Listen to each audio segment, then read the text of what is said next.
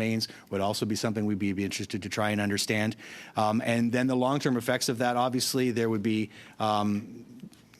probably destructive effects with those satellite vehicles that would be in the direct line of sight of such a blast. The follow-on concern then becomes then the radiated space that is now existing afterwards that, again, depending on the orbital domain, other satellites might be going through then over the next period of time, whether that be hours, days, weeks, or what have you. The expectation is that that would have a deleterious effect, whether that would result in the destruction of those satellites, a reduced lifespan, or no effect at all remains to be seen. Certainly when those tests were done in the 60s, there wasn't nearly the on-orbit activity that we have now, so it would be kind of hard to assess that at the moment. Okay, I appreciate that. But my understanding is that when one of those tests in particular, that over a third of the satellites that were in orbit at that time were impacted because of both the after effect plus the immediate blast. And you look at the exponential growth in satellites that are currently in our space, it would have a much greater impact and impact the way we do business. Like everybody relies on satellite communication. So speaking about that satellite communication, we talk about NORAD modernization. We talk about the F-35s coming online. DPU talks about having early warning aircraft and command, AWACS. What do we need in space to enable those platforms to do the NORAD mission, particularly in the Arctic? Our Chairman, thanks for the question. So obviously anything linked to ISR is critical for us. So anything linked to especially polar over the horizon radar, given where it's going to be, it'll communicate through SATCOM to get its information back to our headquarters. Certainly communications SATCOM-wise, as I said earlier, we have huge gaping communication holes over northern Canada and clearly over the Arctic. If we're going to reach out and touch the Russian bombers before they launch their cruise missiles, which is our goal, then we're going to have to be able to get a long way north, and so we need communications that cover over the entirety of the northern pole.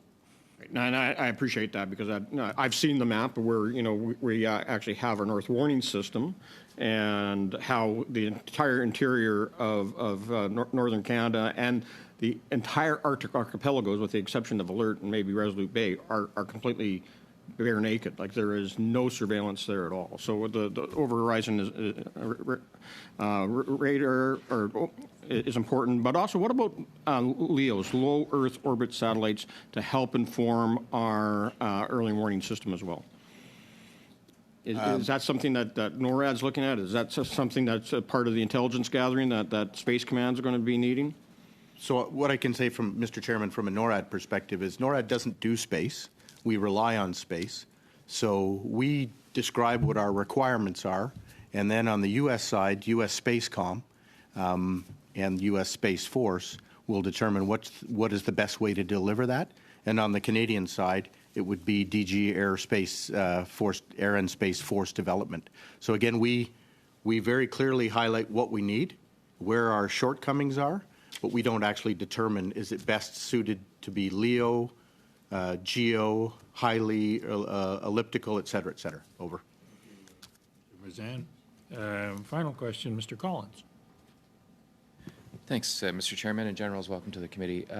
General Adamson, I'll start with you in terms of the commercial integration cell. I want to follow up on Ms. Matheson's question that she asked earlier in terms of working with industry.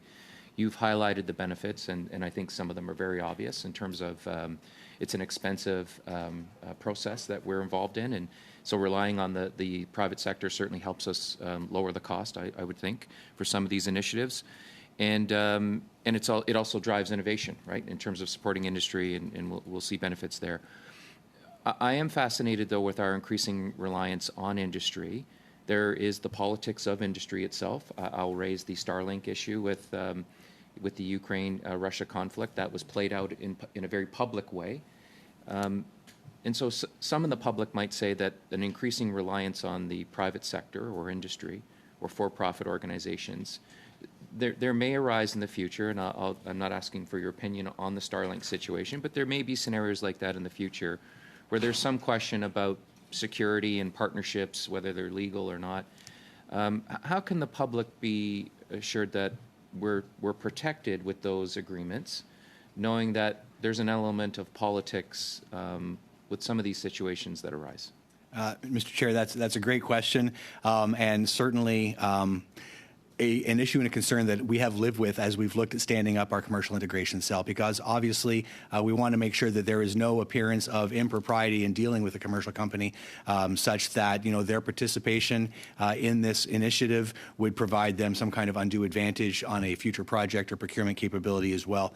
And it's one that we've seen, like I said, our allies come to grips with as well. So you have to have, I think, very clear guardrails in place to make sure that you keep things appropriate.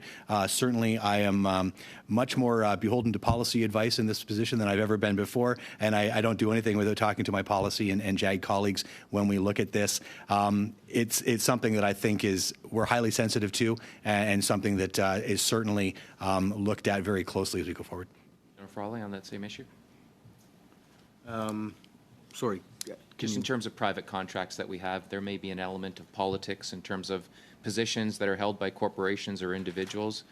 And the public's assurance that with the increasing reliance on private industry, that the investments that we make will be protected in a time of conflict.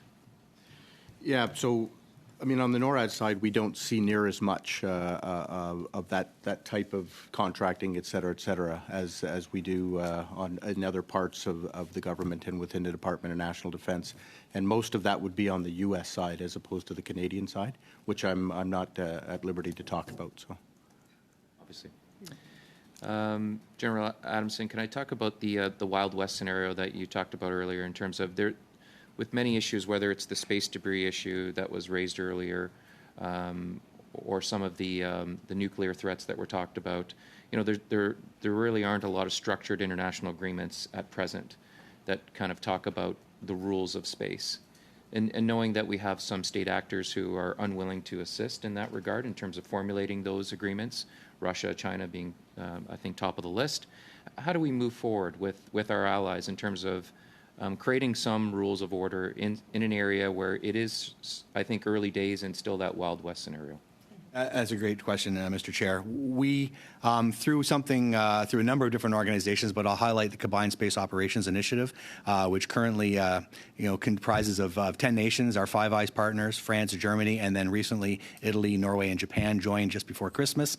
It's a body that is represented by nations from around the world that are like-minded in terms of advocating for responsible behaviors, and certainly collectively we have the ability to be able to call out irresponsible behaviors on the parts of any nation, state, or even commercial actor that might be acting irresponsibly. What can we do other than obviously doing that collectively with the voice of a number of nation partners is maintain the moral high ground. I think from a Canadian perspective, certainly we need to take a look at how it is that we employ assets in space, how our own industry operates in space, and make sure that we're not doing anything that would call into question our responsible behaviors in that regard and set the example. And I know that our allies are like-minded in doing that as well. Thank you, Mr. 20 seconds. Very quickly, the evolution of space division, you highlighted that in your opening. Can you talk about where we are 5 to 10 years from now, or where you hope we're at? I think it's been an absolutely incredible journey these last couple of years. The space-mindedness of the Canadian Armed Forces has been increased. I think our joint force understands how important space is to everything that they're doing, but also, that they need to be sensitive to the fact that if that is degraded or denied to them, that they need to be able to work through it. So I think that educational piece is there. We will continue to do that over the next few years. We will continue to recognize capability areas that perhaps don't exist at the moment, but might become an issue or a concern. Space domain awareness will go beyond geostationary belt to cislunar space as we watch more and more missions heading out towards the moon, Mars, and potentially beyond. This space is the limit. It could be, who knows? I'll be interested to see myself. Mr. Collins, and unfortunately, that brings our first hour to a close. This has been absolutely fascinating and a terrific start for the committee. Just before I let you get your well-deserved lunch, if NORAD detects some space threat that is such that it needs to be activated, is Canada entirely dependent upon the U.S. response to any threat about to be activated? Okay, thanks for the question, Mr. Chair. So NORAD doesn't watch objects in space. What we do is we watch launches, terrestrial launches towards space. Of course, what we're watching for predominantly is ballistic missiles or missiles that could become hypersonic missiles. We also see all reentries. We do this through what's called OPIR, Overhead Persistent Infrared. It's a satellite system that essentially watches the Earth constantly. But watching objects in space is absolutely a U.S. Space Command responsibility and Space Operations Command. We're obviously concerned about anything that might have been in space for a period of time and could deorbit and then become a ballistic missile or a hypersonic weapon. So always watching for reentries, but again, not monitoring space specifically. U.S. Spacecom does that, and as do our the Canadians. Is in the SPOC. that a distinction or a activity that can stand in the current situation? So you're monitoring stuff leaving, you're monitoring stuff coming back in, but when it's out there, you're not monitoring it. We're made aware of it. Yeah, we're made aware of it. We're made aware of it. And but it's what's not gonna- NORAD that's looking at it. No, it's U.S. Spacecom. Yeah, because that's their primary area of responsibility. And what's going to sort this out, and I think it was asked in a previous session, is CJAD C2. As we push information across all domains, all combatant commands, countries, NATO, NORAD, and are able to communicate and make decisions based on a pretty much similar architecture or system, we'll have the information available that we need. But we all have our specific focus areas. Our job is to defend North America, and Spacecom defends space as best they can. Thank you for that. At least I think thank you. I'm not quite sure. That's the point of doing these studies. With that, colleagues, we'll adjourn while we re-empanel. Again, I want to really thank you for setting this study up. It's really been quite excellent. And General Adamson, you're welcome back anytime. Thanks, Ed. There we go. Yeah, well.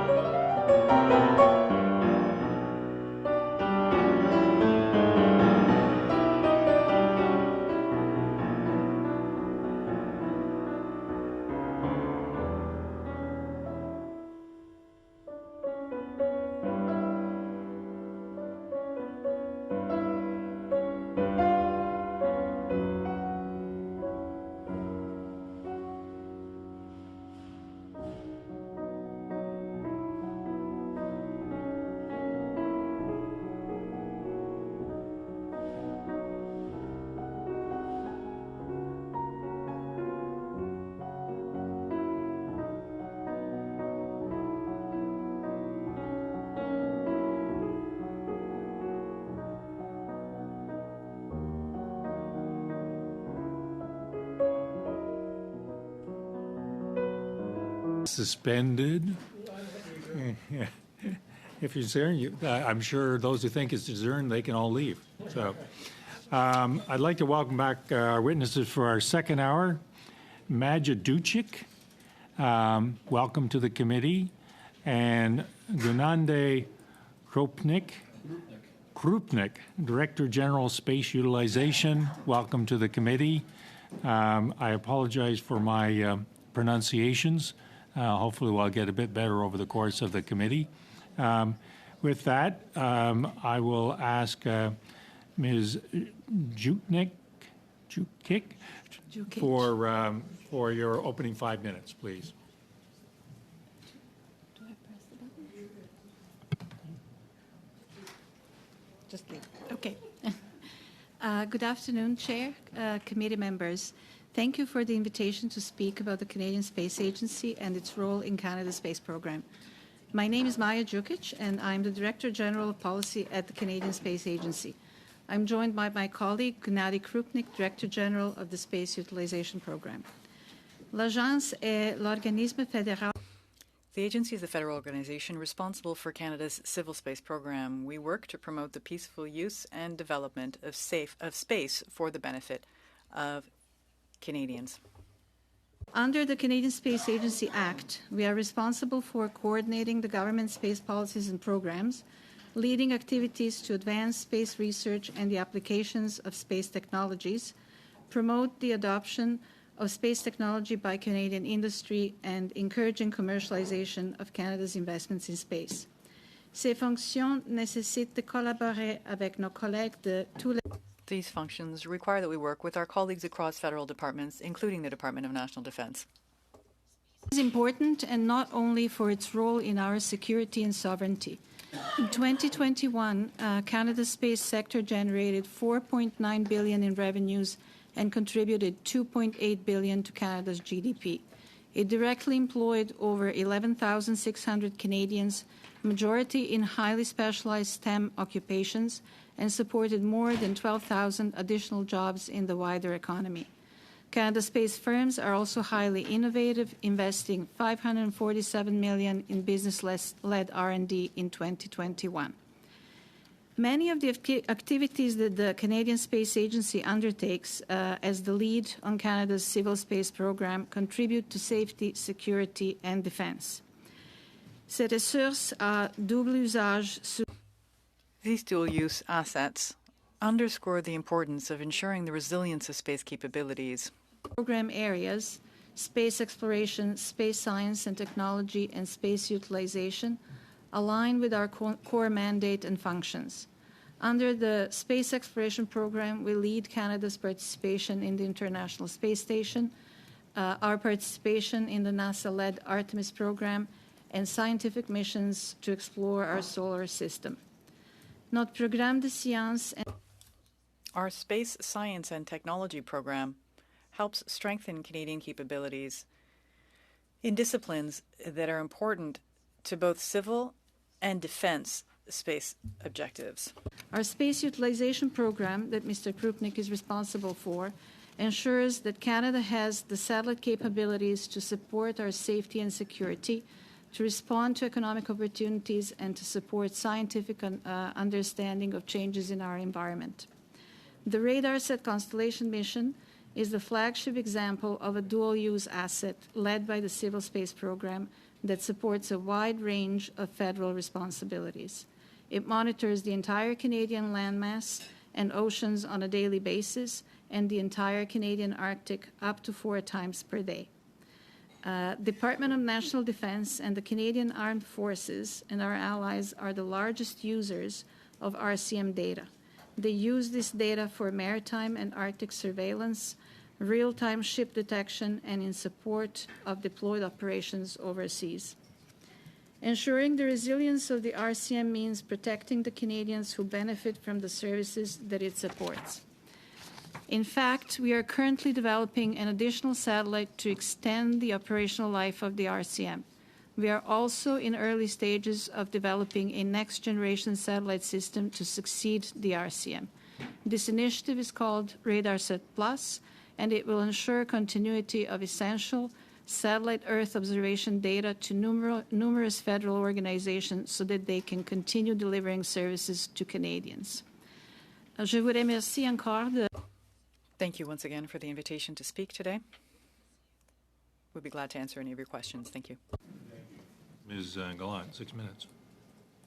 Thank you, Mr. Chairman. The race to land on the dark side of the moon is on, and the communists who control China appear to be winning this race. What defense and security threats could this pose for our nation?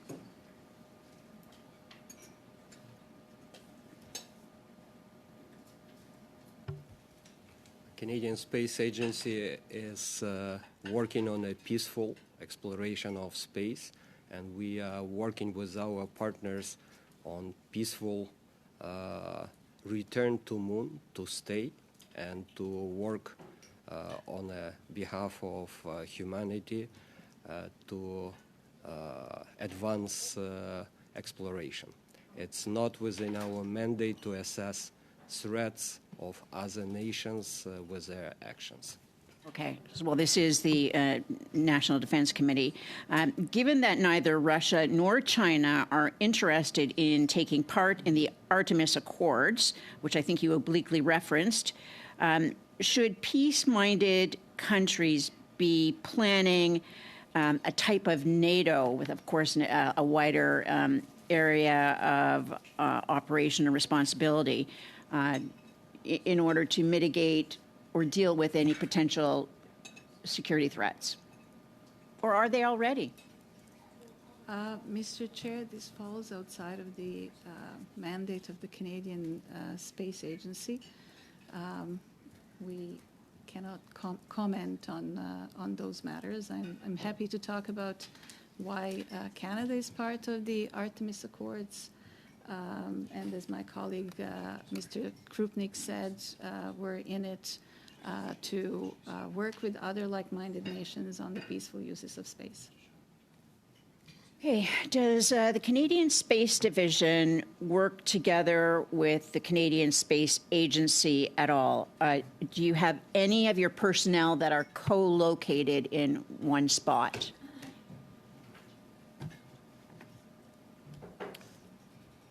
We do coordinate and collaborate with Department of National Defense on many aspects, including Space Division. We coordinate our space surveillance activities, and we have been discussing for a while potential participation in exchange of personnel. But we do maintain very close relationship. Okay, but there's no co-location. All right. No.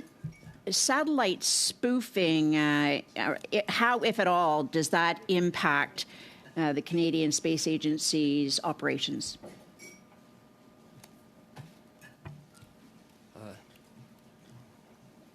Taking into consideration that we are more concerned with the peaceful use of space, where we see a lot of spoofing is, for example, RadarSat Constellation mission has 2 payloads. One of them is automatic identification of ships, and this is where very often we see spoofing occurring. But how it is dealt with, this question Department of National Defense will be better positioned to answer. I'm just going to hold your time here for a second. Can you give the committee a kind of an operating definition of what it means by satellite spoofing?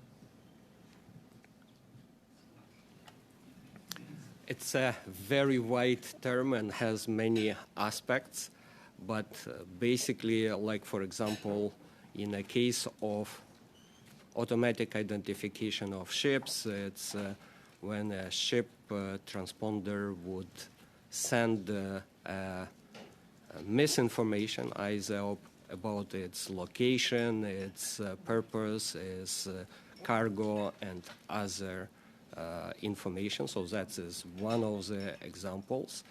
But basically, another very wide area where it is very pertinent is positioning, navigation, and timing, systems like GPS in the United States, Galileo in Europe, where adversary actions can affect the accuracy of signals and provide completely erroneous information for operational purposes. Thank you. Ms. Galan? So we have widespread cooperation with respect to the International Space Station. Why can't the countries agree on a similar type of agreement when it comes to the moon, space landings on the moon? What is it that is preventing an agreement like the International Space Station from coming forth with respect to the moon? The cooperation on International Space Station is specifically between the partners on the station. So Canada, the U.S., Japan, European Space Agency, and Russia. So all operations of the station and participation of these nations in the program is guided by that agreement. I think we are still, it's fair to say, some years away from nations who want to participate in the peaceful exploration of the moon forming an actual partnership.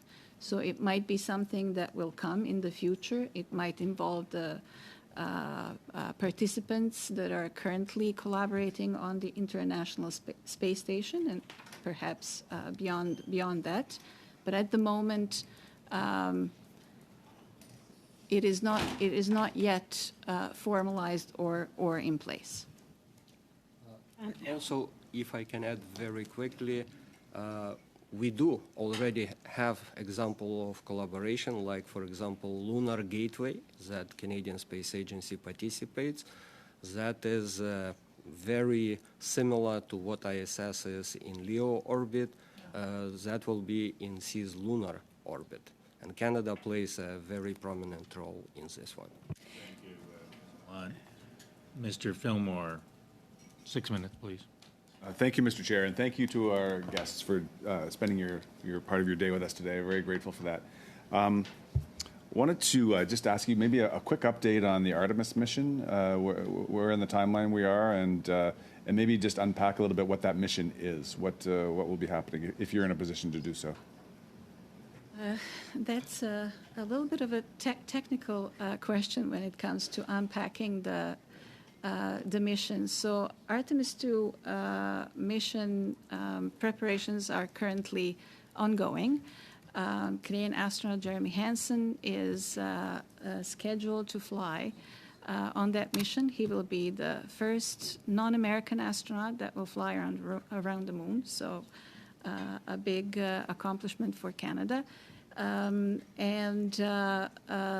Currently, the launch is not expected before the September of 2025. But you will appreciate, based on the testing and the results from the Artemis I mission, these timelines are in flex, and in the end, it will depend on the readiness of the system. And what is the mission itself? What do we hope to learn or achieve? So that will be the first crewed flight of the Artemis, the rocket. The first one tested the technical aspects flying around the moon. This one will have humans in the rocket and will test the procedures that go with the flight. So I would probably lie if I said they will fly about 10, 11 days around the moon.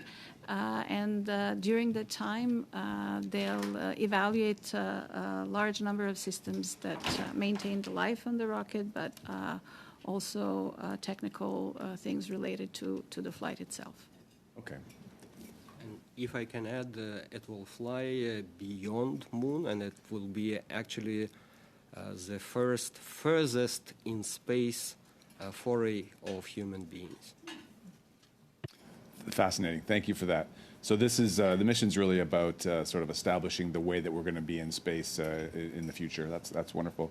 I want to switch now to. I mean, you've clearly identified that science is at the core of what you do and knowledge seeking.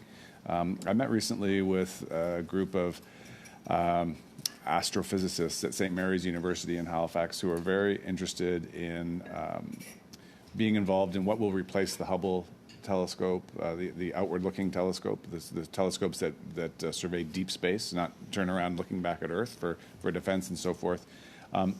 In what way does the Canadian Space Agency touch projects like a new outward-looking space telescope? The Canadian Space Agency currently participates in the James Webb Telescope with international partners, and we maintain expert capacity in the agency, staff that work on astronomy and planetary science missions. We participate in a number of ongoing missions, but going forward, we're exploring potential partnerships with other nations, including on some of the ideas that come currently from the Canadian astronomy community. So usually our science efforts are consulted with the scientific community across Canada, regardless of the domain of study, and our search for potential future opportunities is in line with the priorities of the community. Okay, thank you. As I understand it, both Hubble and James Webb are pretty much ready to be retired. Maybe Hubble is already retired, I'm not sure, and that a replacement is needed, and that James Webb has some constraints. I'm not a scientist in this nature, but whether it's spectrum constraints or infrared constraints, a full spectrum of observations not available through James Webb, but its replacement might be able to fill in those missing gaps in observation. I'm trying to figure out what Canada's role in this international partnership is, and whether the role really lands with the Canadian Space Agency, so that we could support it effectively. The Canadian Space Agency contributed instruments towards that mission. Technical aspect of it is also outside of my domain, so I wouldn't be able to speak to exactly what the instruments do. One of them helps with navigation, fine guiding and navigation, and the other one has a scientific purpose. So Canada actually is one of the key partners in James Space Telescope mission. Okay, thank you very much. Where the committee's not looking, although we are the National Defense Committee, we're not looking only at the defense, the role of space in defense. We're also looking at space observation and its importance. So swiveling that sort of imaginary telescope back to Earth, what role does Canada Space Agency have in sort of like environmental observation or and that kind of thing? What do we learn from the space agency to help us manage the planet? Unfortunately, Mr. Fillmore was a little slow on the swivel, so he ran out of time. Madame Normandine, 6 minutes, s'il vous plaît. Merci beaucoup, Madame. Thank you very much, Madam Jukic, Mr. Krupnik, for being here today. Much appreciated. I'd like to hear about this dual use notion that you mentioned in your opening statement. Cooperating with defense on occasion, could that sometimes have some downsides? We know that procurement in the area of defense is very slow. Can that have an effect on some of your programs, like, for instance, causing delays because there are further regulations to comply with? What's the relationship with defense in that sense? Could it mean hindering you in some ways? Merci. Thank you. Thank you very much for your very relevant question. That we collaborate and coordinate requirements with the Department of National Defense, as well as with a large number of other government departments to harmonize needs on behalf of the Government of Canada. But we have a completely independent procurement route, and we usually acquire our assets independently. Of course, we always coordinate and use interdepartmental governance mechanism for decision making, but I would say we have not seen impediments, procurement dependent impediments you're alluding to in past procurements. Intéressant, des bonnes nouvelles. On aime ça. Good news is always a good thing. We like that. Now, on the issue of coordination with the various state departments in the U.S., we know that there is a National Space Council. Kamala Harris is responsible for that. We don't have anything equivalent on the federal side here that the Prime Minister could chair that could allow for coordination between the federal government and the industry. Is this something that would be useful for the Canadian Space Agency to have this type of an entity? Excellent question. Canadian industry and industry associations have been asking for better federal coordination on space issues, and so just in the last budget, the government announced the creation of the National Space Council, Canadian version of it. It will be a whole-of-government coordination mechanism that will ensure coordination on cross-cutting issues between civil, commercial, as well as defense space domains. You'll appreciate that that's a recent decision, and we're still working through the implementation details, so those will be forthcoming shortly. Merci. 2 questions, 2 bonnes nouvelles. On apprécie ça au Comité de la Défense. 2 questions and good news for both of them. It's much appreciated at National Defense. I'd like to hear about RadarSat. There was some mention made. The idea that there may be a gap in data collection before the next version of RadarSat is in play. How does it work for cooperation with our allied countries in terms of cooperation? Is there something that Canada has to offer the allies in exchange for that information? How does that work? Excellent question. Merci. Excellent question. Thank you very much. Of course, the solution, there are at least 4 aspects at this point. First of all, it's open data. We are promoting within the government family wide use of free and open data, which is more and more available.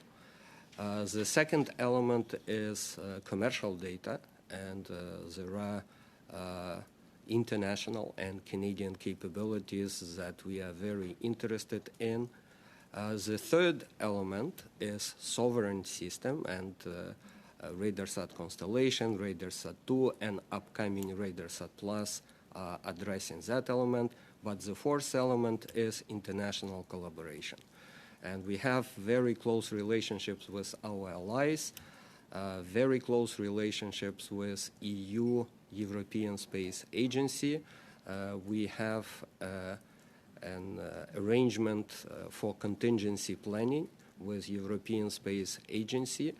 For example, about a year ago, European Union lost a Sentinel 1B satellite, and they acquired our support, and we're providing them support with respect to that.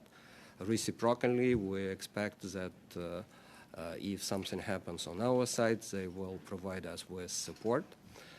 We are working very closely with Japan's space agency, JAXA. We have a memorandum of understanding, and we have a very active exchange of RadarSat constellation data in exchange of ALOS-2 and upcoming ALOS-4 Japanese satellites L-band synthetic aperture radar data over Canada. We have excellent relationships with our closest partners at NASA, and NASA is going to launch, in partnership with India in a few months, a NISAR mission, which will have great coverage at 6-meter resolution at L-band SAR over Canada.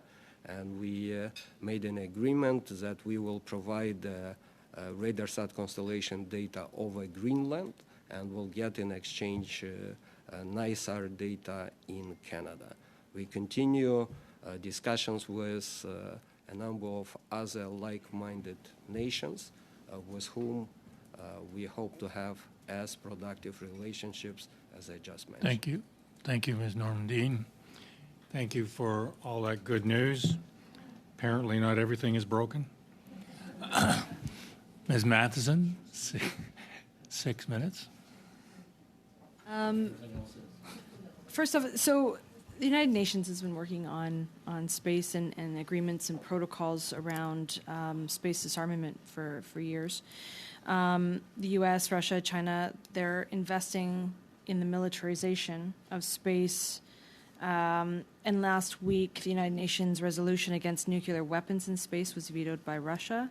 Can you talk about the status and the state of space disarmament and the work that Canada is doing or needs to do, how we need to invest in that to ensure that our diplomatic efforts are recognized in this regard and progress further? Mr. Chair, this question falls within the responsibility of the Global Affairs Canada. Canadian Space Agency is engaged in the multilateral fora, so we do participate in the work of the UN Committee on the Peaceful Uses of Space. But on the issues of disarmament, our support is for the Global Affairs Canada colleagues that lead, and our D&D colleagues that lead that engagement. Okay. You spoke just in response to Ms. Normandin's questions. It was about that dual use, certainly in terms of cooperation internationally. Space is that new frontier, the next frontier, where it is possible to further the relationships that we have internationally in ways that we haven't been able to do on Earth because of various reasons.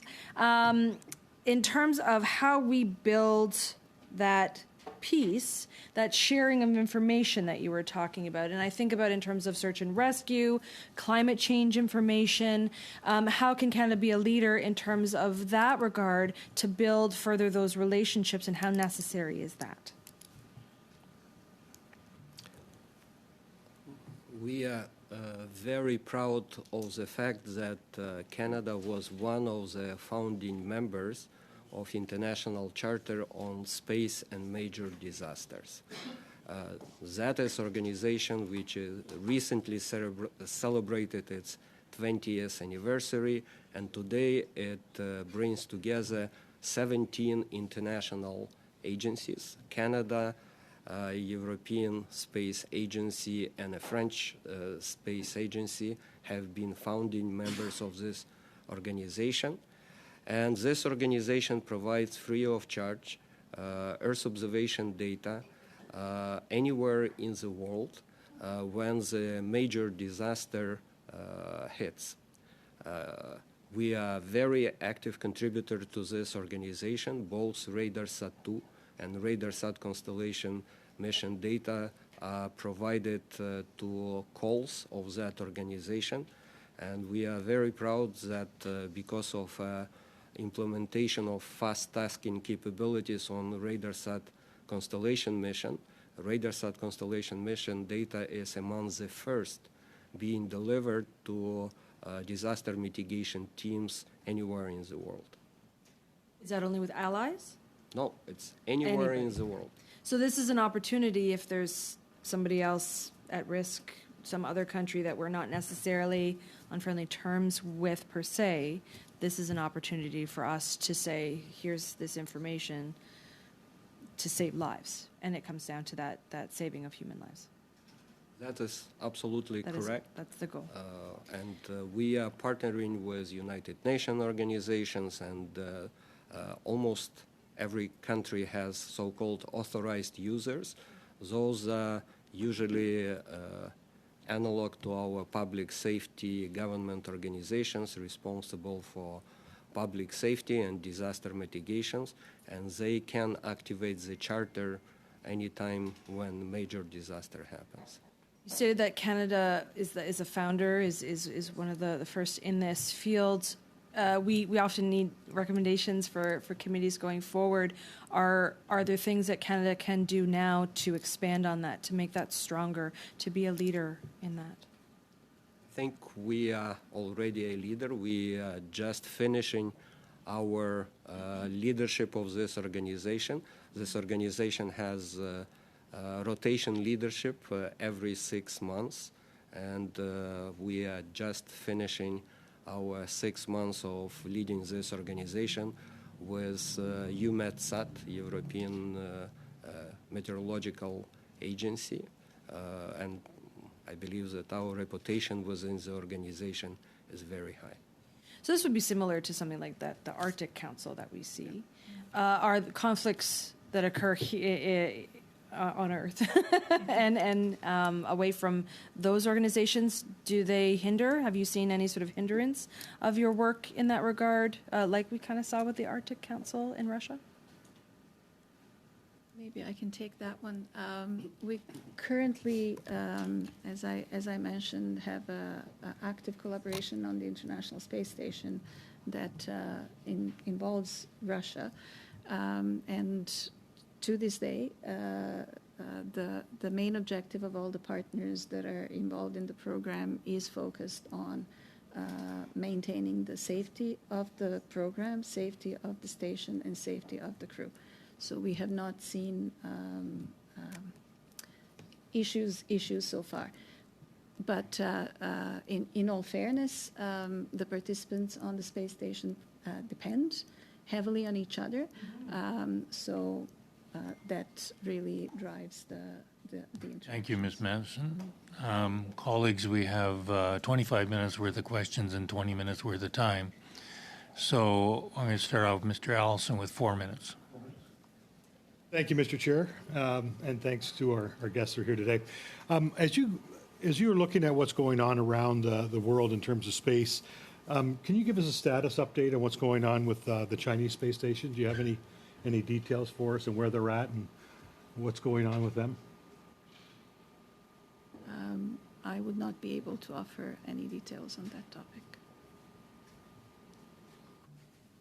We don't have close partnership or collaboration with China.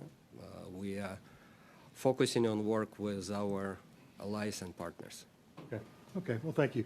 I guess I got another question in terms of we don't have a lot of capacity when it comes to launch. I know we talked about partners and stuff. I guess my question is, talk to us about, is that something we should be trying to look at in the future, is the ability to be able to launch and do more of these things, or is that not cost effective and we should just continue to work with our partners on that? As you are probably aware, there are several commercial entities in Canada who are trying to establish commercial launch capabilities in Canada. It falls under the mandate of Department of Transport. We are providing expert support to Department of Transport related to launch activities, but they would be better positioned to answer to those questions. It is a growing space sector domain.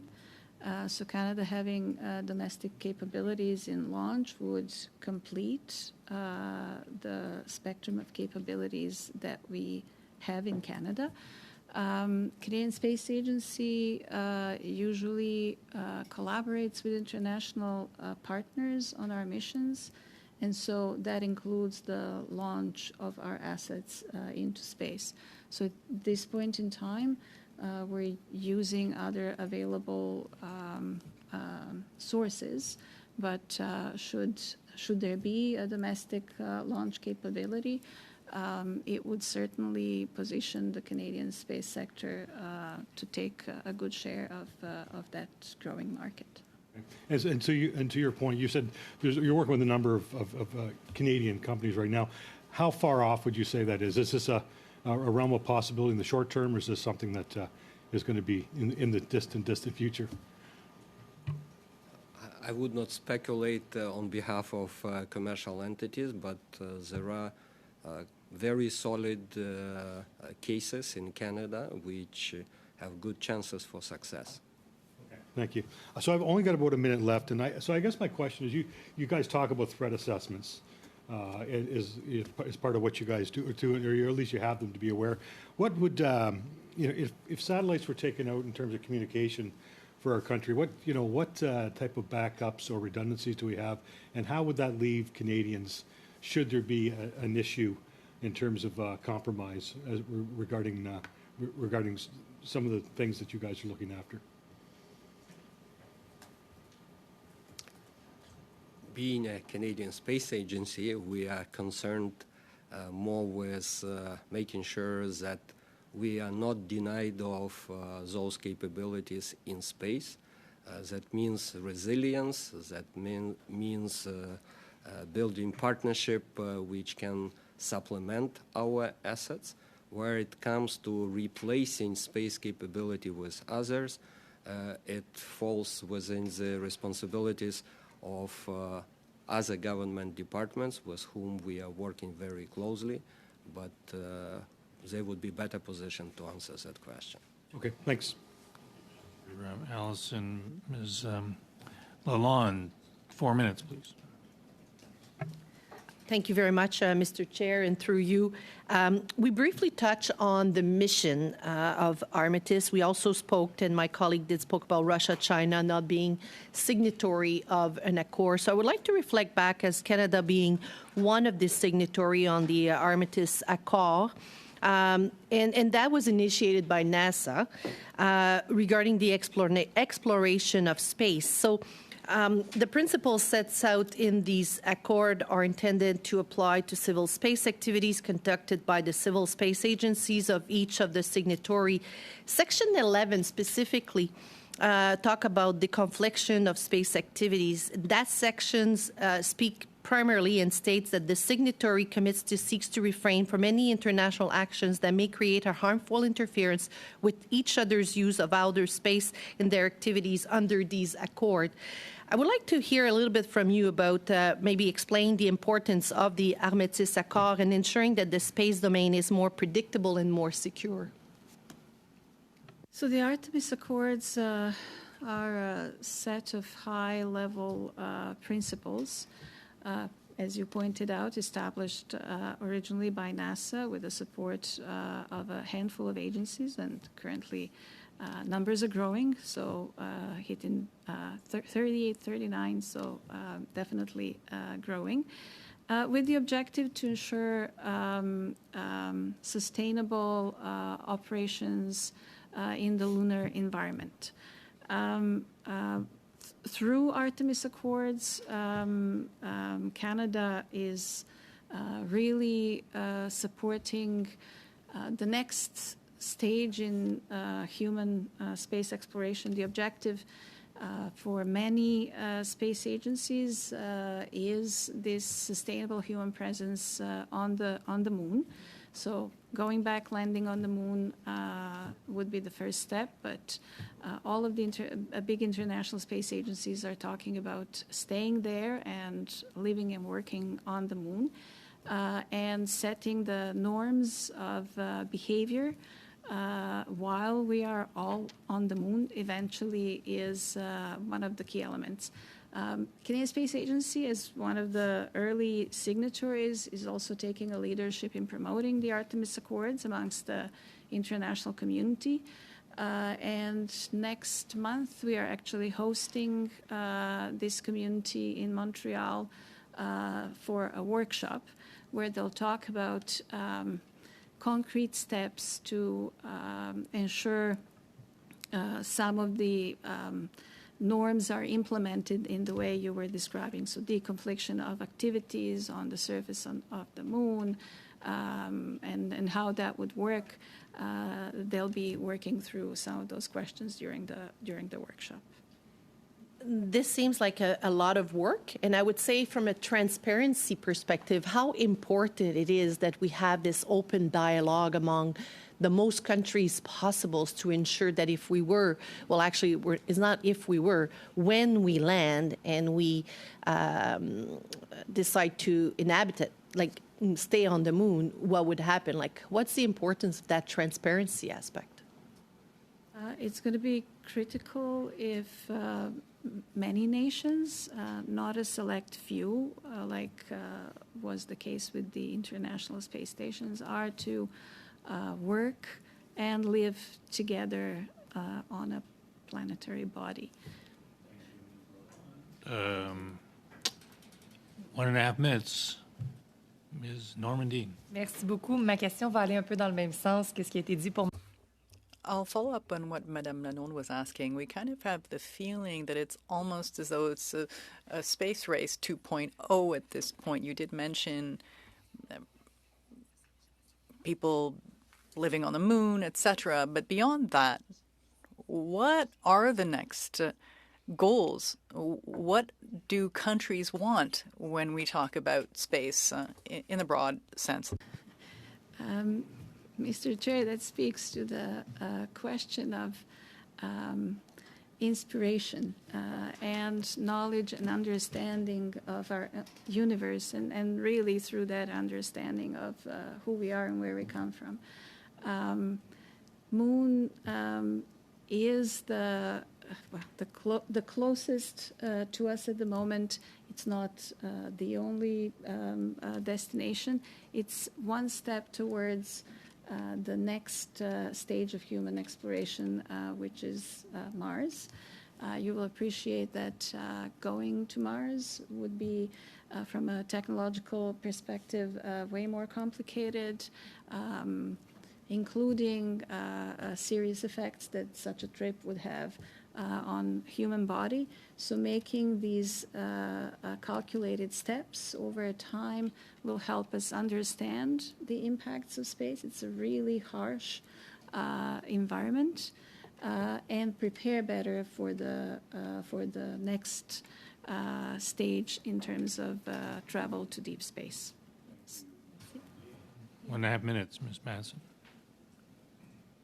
I guess a further thing of that, we talked a lot, and I think you mentioned it too, in terms of that the commercial data, the commercialization of space, that potential private interest of space. So in all of the things that states and nations are trying to achieve in that exploration, in that ensuring that we keep science and inspiration at the heart of it, how do we protect, ensure that monetization doesn't come into play when it requires a lot of money to get there?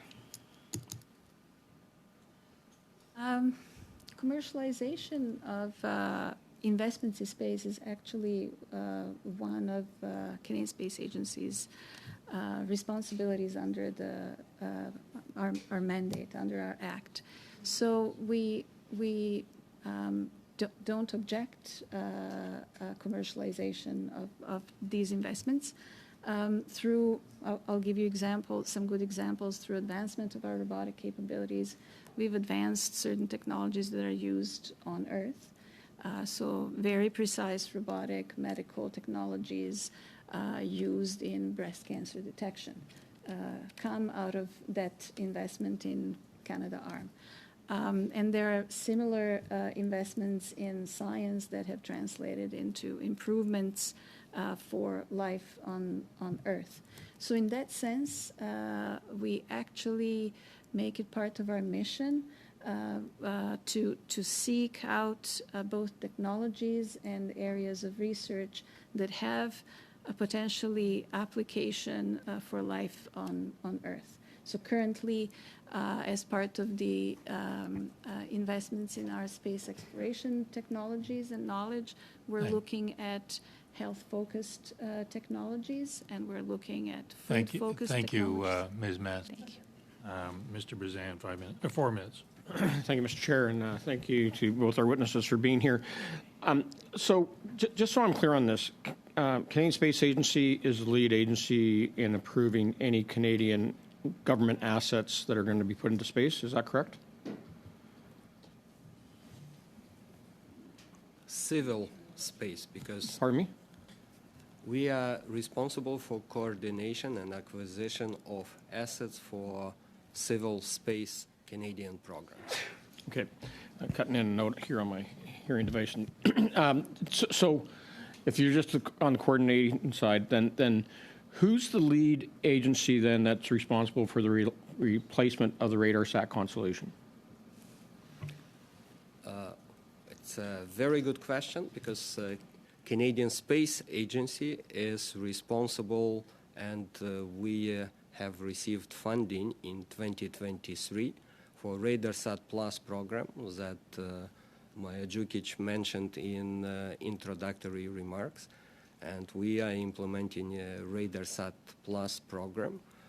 Nevertheless, there is a defense program that Department of National Defense would be better positioned to talk to. So how many of the assets that CSA is currently working on are multi-purpose, that they are there for the Government of Canada, they're there to support civilian infrastructure like communications, but also provide services to the Department of National Defense? So currently, again, as we mentioned in introduction, RadarSat Constellation mission is one of those. RadarSat 2 is another one. As well, we work together with Department of National Defense and their research arm, DRDC, on 2 microsatellites. One of them is still being operated by CSA, NeoSat, and we share 50-50 tasking of that satellite for science and defense research. The second one, M3MSat, currently is operated by private entities, but before 2021 was operated on behalf of D&D by CSA. As well, CSA is buying commercial AAS data for the Government of Canada, and D&D is one of the departments who benefits from that commercial data buy. So you mentioned DRDC, Defense Yes. Research Development Canada. How much collaboration does CSA have with DRDC? Is it goes beyond just that one platform that you're talking about, or is it multiple platforms? So with DRDC, under Memorandum of Understanding between Canadian Space Agency and Department of National Defense, we have so-called Accord Committee, which coordinate research and development for civil and defense purposes. So as we look into the future, and we look into the potential weaponization of space that would be impacting upon the mission of CSA, what actions is the agency taking to protect those assets, or what collaboration are you undertaking with the Department of National Defense? Very briefly, please. Department of National Defense is responsible for protection. We are coordinating our planning activities with them. Thank you, Mr. Bazan. Mr. Fillmore, final 4 minutes. Thank you, Chair. We've discussed at various times today with you and with the previous panel the kind of the general notion of good behavior in space. It's sometimes referred to as the norms of conduct in space. One of the things we've talked about is the threat of debris, space debris, whether it's from scientific endeavors or from malactors blowing things up or that kind of thing. What is the interface with the Canadian Space Agency, or what role can the agency play in negotiating treaties with other countries that are exploring space? Within the civil space program, Canadian Space Agency has a number of active agreements, bilateral agreements with nations with whom we work closely. NASA obviously would be one of our largest partners, so we have an agreement with them. We have a long-standing cooperation agreement with the European Space Agency since 1979. In fact, it's going to be 45-year anniversary this year of the cooperating agreement with the European Space Agency. And then with some more recent newcomers to the space world, agencies with whom we either share common interests. So we just recently in Colorado Springs expanded our collaboration with the UK Space Agency. We collaborate with Australians, with New Zealand, individual nations in Europe. We have long-standing collaboration with the French. A couple of programs with them as well, Italians, Germans, so broad engagement with a number of key space partners, all in the domain of civil space. Okay, thank you for that. Sure, yeah, go ahead. If I can add to that very briefly, we work also on the UN corpus with other nations on developing international guidelines and rules of good behavior. As well, we are part of interagency debris mitigation committee, where we are working with other nations. By the way, Russia and China are part of that committee. As well, on our side, CSA is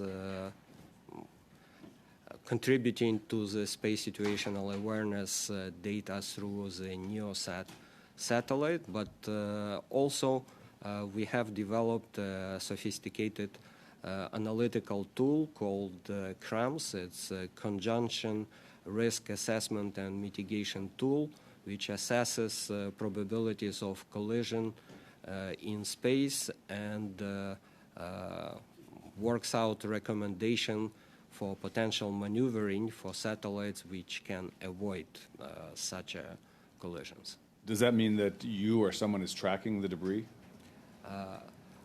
We rely on data provided by international partners. Okay. You mentioned Russia and China a moment ago, and now it leads me to the question, are there any gaps in treaties on norms of conduct that the committee should be aware of? Are there countries that we have some work to do with still on this?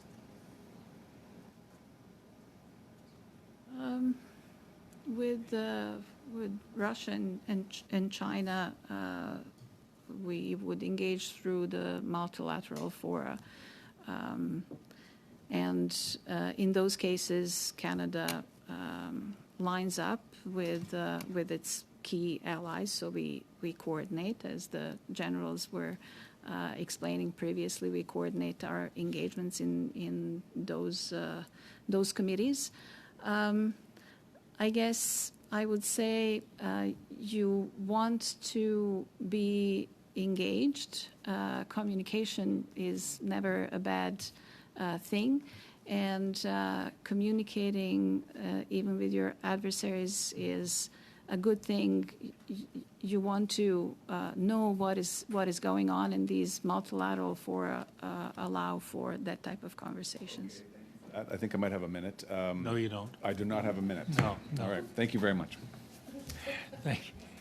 I tried to brainwash you. Yeah, it's only 4 minutes, not 5. Thank you, Mr. Fillmore. And I wanted to thank both of you for